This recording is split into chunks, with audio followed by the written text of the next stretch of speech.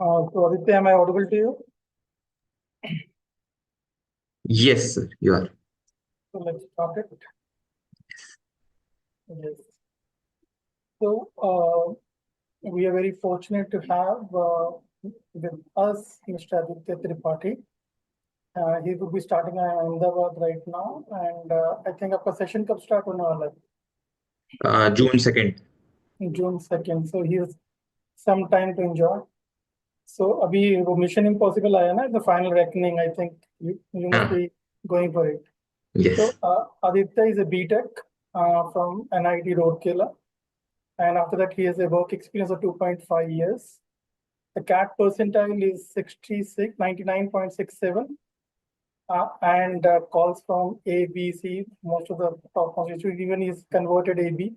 So he would be even discussing his interview journey and everything. So Aditya, now the stage is yours, and you can start addressing the students. Many people have already joined, so you can start the session, start the extempore mostly. So you can start. Sure. Thank you, sir, firstly for inviting me. And yes, coming to today's session, I will break this down into three parts. So firstly, I will give you some background about myself so that you have some background and context on what I'm saying. And secondly, we will talk about what I did for my CAT preparation.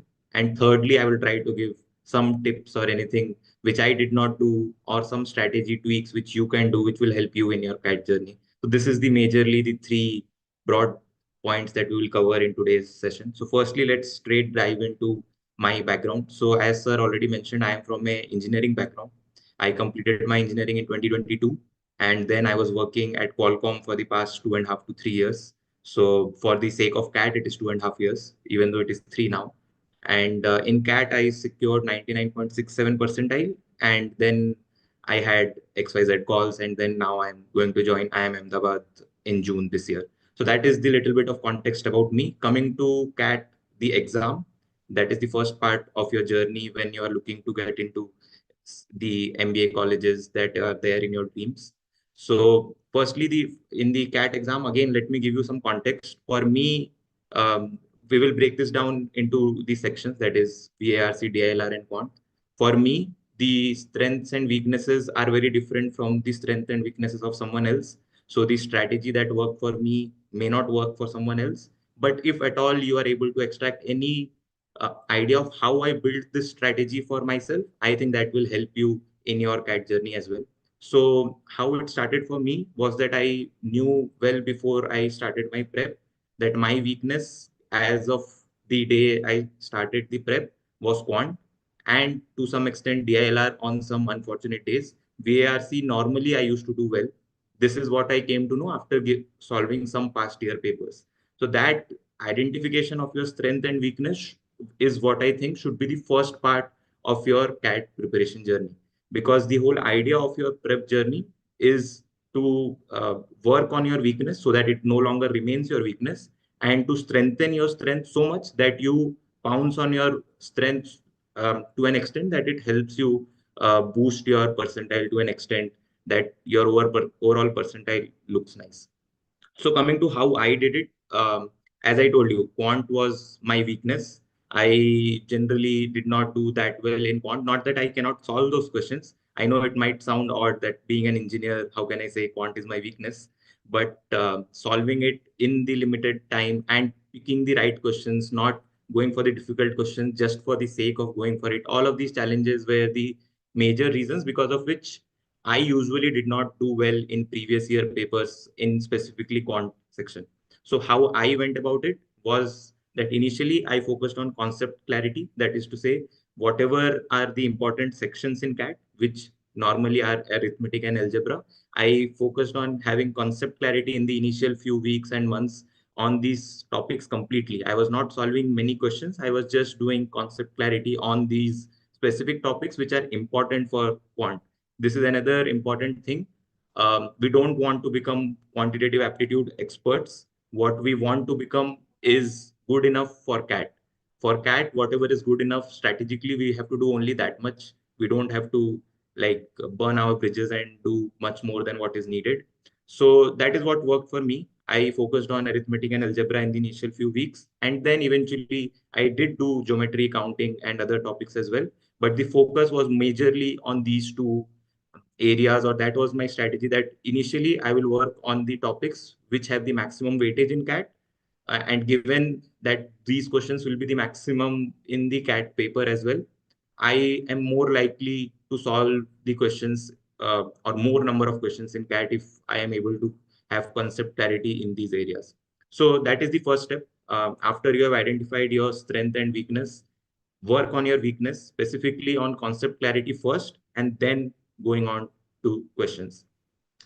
Um, Apart from that, in quantitative aptitude, the only major challenge specifically, and this is okay, not specific to engineers or any background, the major challenge is picking the right set of questions and not getting stuck on a question for too long. I think that was the major challenge, is what I identified throughout the mocks that I gave. The mocks that I did not do well were the mocks where maybe two or three questions I took it on my ego and I was like, I will solve this question anyhow.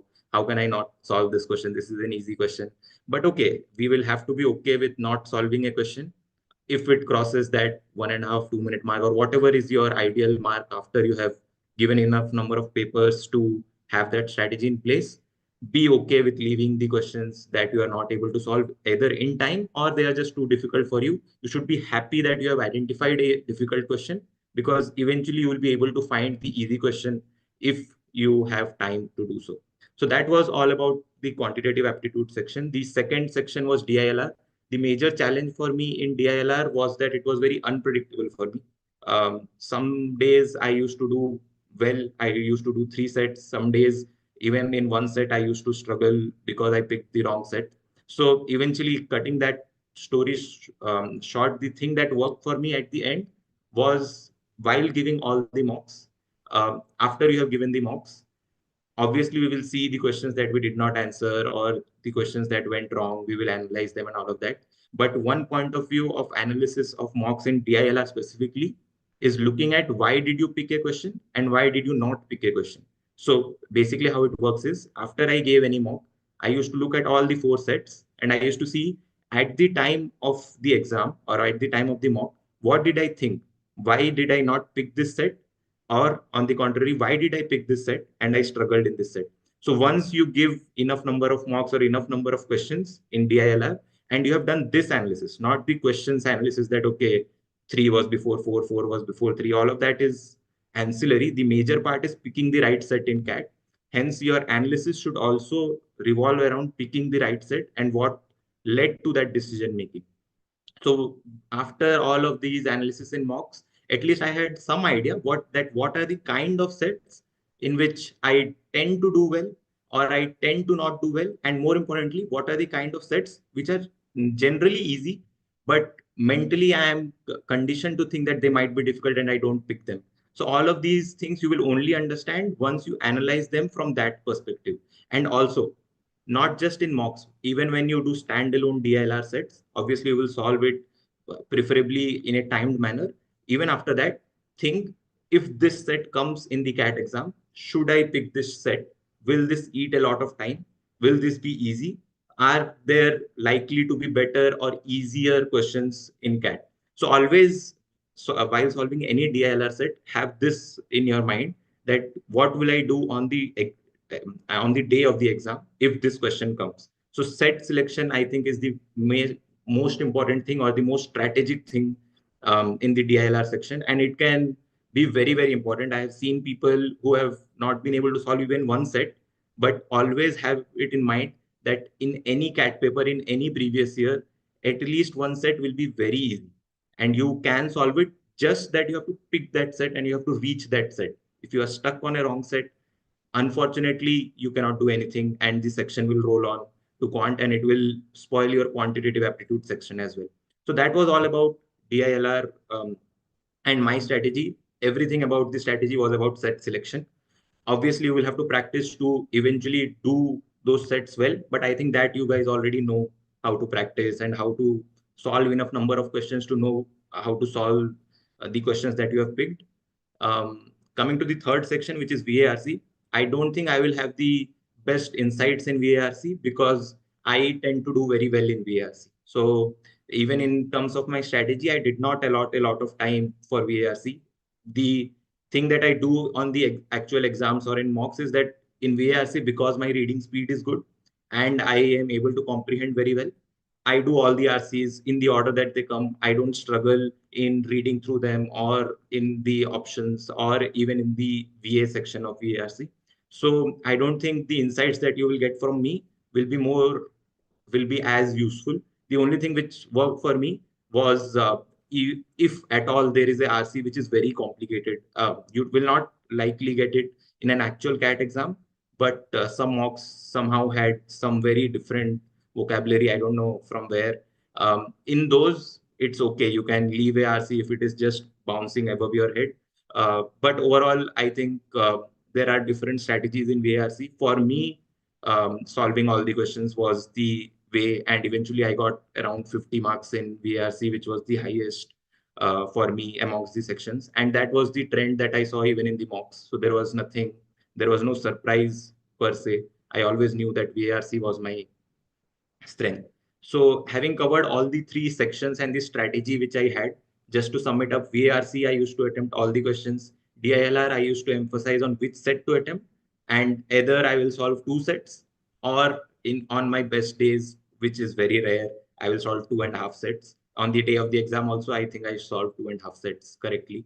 And in quant, I will emphasize that as soon as I cross that 2.5 to 3 minute mark, I will leave that question no matter how close I am to solving that question. It always is a trap. You think you are close, but you are not. If that question was solvable, you will solve it in 2 minutes. If not, then it does not work even in 5 minutes or 10 minutes. So that is the overall strategy that I had across the sections in the CAT exam. And coming to the interview part of the prep, again, my percentile was 99.67. I knew I had to work very hard if I want to get into IIM Ahmedabad, given I don't have any diversity points in my profile. So I don't think now is the right time to start thinking about all the things that you need to do in your interview phase, because currently all your focus should be on maximizing your CAT percentile. Because once you have a good CAT percentile, you will have enough time to work on the areas that are asked in the interview. And the interview is all about you. If you make a tree starting from where you were born, where did you study, what did you study, what are you working, and all of those branches about yourself, if you know everything very well, it is very unlikely that something from out of your tree or out of the branches in your tree will be determinant in the interview. That is to say, obviously they can ask you who was the first RBI governor of India, but I don't think that will determine your chances of getting in the college. In interview, if you're not able to answer basic things about your academic background or about your city that you belong to, that leaves a bad impression. One or two questions from here and there, which are very random, and you're not able to answer, it is still okay. So I think at the interview stage, what matters is identifying. This is the way that I thought about interviews. Identifying what branches exist in your profile, because that is where the questions are going to come from, and then going very deep in those branches. I should not leave any untied threads in those branches. So that is the overall idea that I wanted to give you regarding the CAT exam and the interview phase. I would be happy to take any questions, and I think sir can um, check if there are any questions from either the exam phase or the interview phase. I would be happy to take. Obviously, the मेरे पास mic है तो first question मेरे मेरे से ही आने वाला है. Yes. अच्छा, now Aditya, let's say any student is aiming for interview for A, B, and C, let's say. So what exactly is the change? I'm saying, let's say tomorrow is my IIM Ahmedabad interview, or maybe next week it is Bangalore and next week Calcutta. How a person should be preparing differently? Most of the people think that even if a business school changes, we always have to put our best foot forward. But what we see is, do we need any customization in our, I would say, presentation? Yes, correct. I think this is a very good question and an important insight to have before you go for your interviews. I think, for example, there's a difference between the way the institutes are and the institutes what the institutes look for. For example, A is known for academics, So if you come across as a person who is likely to do well in academics, they are more likely to take you. Rather, if you look at B, if you come across as a person who is very studious and will do very well in academics, but don't have any diverse points about your personality, you are not likely to gel well in the peer group that is there in B. So the thing, I don't know because I'm not an expert in this, but one insight which I found was very useful is that in those interviews, what they are looking for is that are you going to gel well there, and at the end will you be employable and will you do well out after their college as well. That is all that they are looking for. If your personality suits that college, it's well and good. So you will have to know what this college is known for, and I should come across as a person who will do well there. Once you have that sorted, I think that customization will naturally happen when you are going for A interview or B interview or C interview. Now, in many of the people, when they're preparing for CAT and even in the GMAT and all, are not into the same age profile. And I mean to say, mean of the age, if you say, the standard deviation is quite high for some people. So do you think that people would be able to gel in the group? Firstly, I am not yet into the No, I'm college. not saying that. Yeah. I'm saying as a part of a discussion. Obviously, you can always perceive, isn't Yes. it? I can perceive Aditya 40 pe kya hoga, I can always talk, even if Yes. it's not there. I think that might be a challenge for some people who are not very extroverted and don't mingle with any random people for the first time that they meet. But because the environment is such that there will be occasions when you have to interact with people. So because of that, it does not become a very big challenge. There will be freshers, there will be people with work ex. Everyone has their own perspectives, and it only adds value when you interact with a diverse set of people. So you don't have to worry that whether the other person is interacting or not. You have to just grab in or soak in all the experiences that you can soak in from people around you. The one elephant in the room is main question है कि क्या CAT engineers को prefer करता है? I think the right way to put it is CAT does not prefer engineers. Engineers do prefer CAT, and engineers do find CAT easy to an extent. But I think there are a lot of factors which I know the students would have already gone through, which are already in place, which give some, at least to some extent, some disadvantage to engineers while getting into the college. So CAT does not prefer engineers. The other way around, true, very true. So you want to say the point you're making is engineers prefer CAT. That's the And one they tend to do well in CAT. But CAT is trying to, or at least the post-interview or the interview phase is trying to have more diversity and have lesser number of engineers or lesser number of non-diverse people.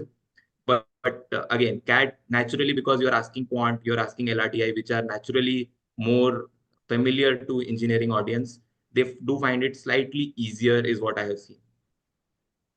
अभी आपका जो last अगर 2-3 years देखते हैं ना IIM Ahmedabad में, you will have a very diverse batch.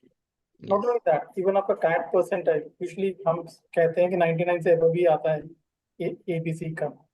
But even in your batch, you will see people with even journal category, and not talking about other category, with even 91, 92 percentile in your batch. So yes, correct. I even think in academically, this institute, it has happened that 99 point more than 80, 90 people are not able to even get to the interview panel, and some people at 91, 92 percentile got into IIMs. They have converted it. Yes, correct. I think this is very true. You are only competing with your academic discipline people. So you don't, for people who are not from engineering background, you don't have to worry about whether engineers are finding it easy or whatever. Ahmedabad divides you into academic profiles, and engineers are only competing with engineers. So this whole narrative that only engineers can do it is completely false. I have seen a lot of non-engineers get in and also do well after after getting into the college. Aditya, one question I want to ask as a teacher is, what exactly you feel? Let's say after 2 years, what exactly you feel?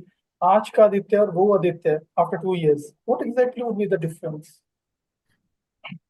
I think I will have a lot of experiences that I will have in that college. And secondly, I think the level of maturity that will come after going through the rigor at IIM Ahmedabad will be What are you expecting? I'm not saying that. I'm talking about the skill sets. I'm talking yes. about mental or any other skill set. What exactly do you think would be the difference in the personality of yours? I think in general, your ability to multitask, your ability to prioritize things is something which will be very important in the B school, and that will help you after the B school. And at least that is what I'm expecting, that I will learn how to prioritize things, because there will be a lot of things at college. And I think those are the life skills which will help us in the long run as well. Now, you have a 2.5 years of an experience. Yes. Um, are you in IIMs because you want to be a good manager, or are you in IIMs because you are going to start a company of yours? Why you are in IIM? Sure. So in the long term, I do want to do something of my own, but in the short term, I think it is more practical to have that experience in a managerial role at some other firm, where I gain that experience, which will help me when I go for my own venture. So I'm going to pick some question from now YouTube and all. So there is a question about the time management. Even you have been working, so time management comes as a very big point. So if any person is working and preparing for CAT, what exactly, how do you want them to schedule their week? How to plan their week? I think this is a very good question. In the beginning, I used to struggle with this a lot, because what happens is you go for work, you come back in the evening, you are very tired. Even though you sit in front of the laptop or with a notebook, you are not actively participating in that reading or in that learning process. The thing that worked for me, I don't know how many can do this, but this worked absolutely. If you can do this, then it will work for you. But it is difficult to do this. I used to wake up in the morning from 5 to 7. I used to prepare whatever preparation I have to do for the day. Then I used to have lesser energy at work, but who cares? The priority work is already done at the beginning of the day. Whatever happens at the end or at the tail end of the day does not matter. So this flip helped me in my case. I know it is difficult for some people to wake up early in the morning. It was never difficult. I just used to wake up and do nothing. The thing that I changed was, okay, 5 to 7, I will complete whatever I have to do for the day, whatever I have planned. And then after coming back from work, I used to just chill. Even though I have some preparation left, I will do it tomorrow morning. So I think this balance helped me to some extent. And this flip of mindset from first doing work and then doing CAT, I change it to first I will complete my CAT prep and then I will go for work. I think this is one trick which I used. I don't know how many can do this again. And even you have to thank your boss even no, for that. Yes. Chaliye, Aditya, it was great talking to you. Do you want to say anything, final things to the people who are present? More than 800 people are there. Any final words, wisdom words? In terms of final words, nothing major. I think you will just have to believe in yourself. If the belief is not there, then it somehow I have seen reflects in your paper as well, or in your interview answers as well. At every stage, believe that you will do the best. Even, and I think one quote that I would like to end with, which is the my favorite, is that if you shoot for the star or if you shoot for the moon, then only you will reach for the stars. So always throughout your prep journey, aim that I will go to IIM Ahmedabad, Bangalore, Calcutta. Nothing like from the beginning, I will aim for something lesser than that. And then let's see, once you have your results, then we can see what is the best option that you have. So the mantra is simple: believe in yourself and then believe in the process that you have put in place for yourself.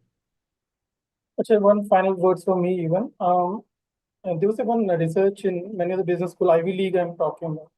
So they were saying the question stood, what is the main facet a person should have? So the answer came from the Ivy League, that is the admission cells and all, was the humility point. Mhm. You are very humble. The humility actually comes very straight because we talk to many students. अभी तो many people if you talk to ना उनको ऐसे लगता है I'm Ahmedabad से they have already achieved it. वो हम 40 plus लोगों को पता है कि अभी आप you are just born. But then also that person, other person may feeling, let them feel it. So humility actually comes very is coming from you even.